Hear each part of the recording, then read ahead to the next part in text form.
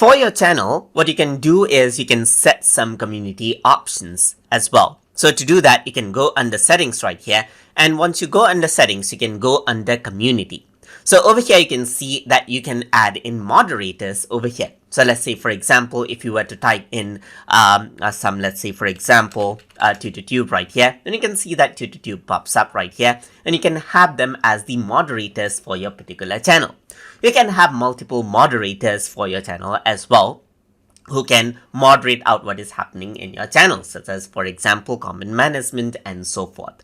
Over here, you can see that you can add in approved users. So if they post some comment, then it won't be filtered out. It'll be posted straight away. And if you want to hide the content from some users right then what you can do is you can add them on the hidden user section right here. On the default section, you can see the comment right here where you can allow all the comments, or you can hold potentially inappropriate comments, and this is for the entire channel. You can disable the comment altogether over here as well, and you can potentially hold the inappropriate chat messages for review even in the live chat that may be there as well. And that is how you can go around and change around the community settings according to how you like.